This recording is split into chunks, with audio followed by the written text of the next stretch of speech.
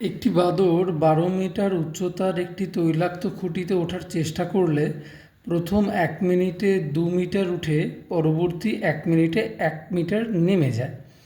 তাহলে কত সময় বাদুড়টি খুঁটির সর্বোচ্চ অংশ ছুঁয়ে ফেলবে? উত্তর। আচ্ছা, এখানে উত্তর শুরু করার আগে আমাদেরকে আগে বুঝে নিতে হবে ব্যাপারটা কি বলছে। যেহেতু খুঁটিটি তৈলাক্ত, তাই জন্য বাদরটা প্রথমে কিছুটা উঠছে, তারপর অল্প কিছুটা নেমে যাচ্ছে, তাহলে আবার কিছুটা উঠছে, তারপর অল্প কিছুটা নেমে যাচ্ছে, এভাবে ওঠানামা চলছে।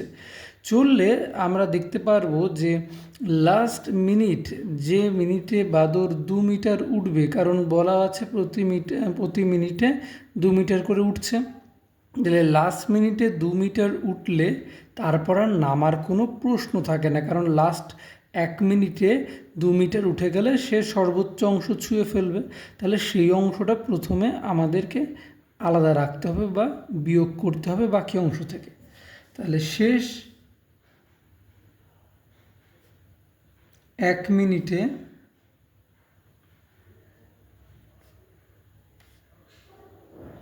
বাদরটি ২ মিটার উঠে গিয়ে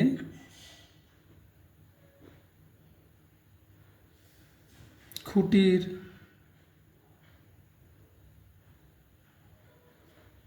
সর্বোচ্চ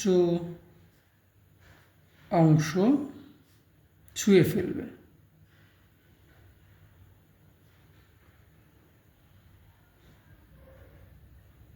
তাহলে অবশিষ্ট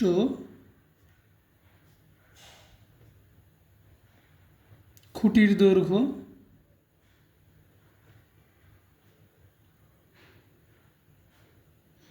২ মিটার তো একবারে উঠে যাবে, তাহলে টোটাল হচ্ছে ১২ মিটার দৈর্ঘ্য, সেখান থেকে ২ মিটার বাদ,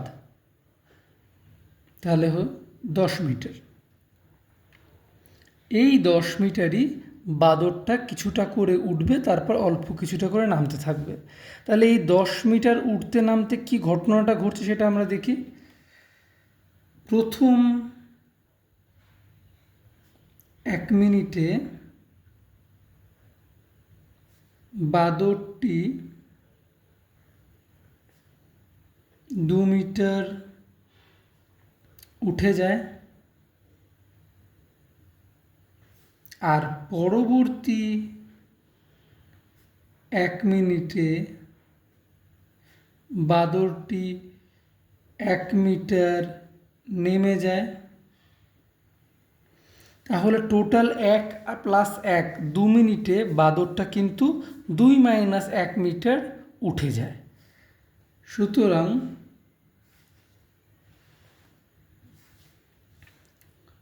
২ মিনিটে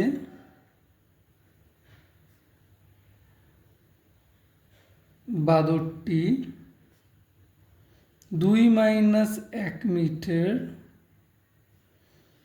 বা ১ মিটার উঠতে পারে।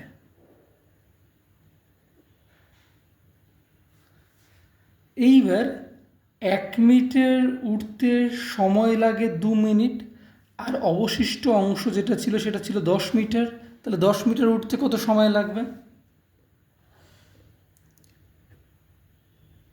১ মিটার উঠতে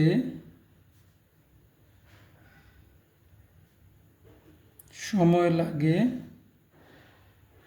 ২ মিনিট, তাহলে ১০ মিটার উঠতে সময় লাগবে, এই ১০ মিটার আমরা আগে পেয়ে গেছিলাম, সময় লাগবে ২ ইন্টু ১০ মিনিট সমান ২০ মিনিট।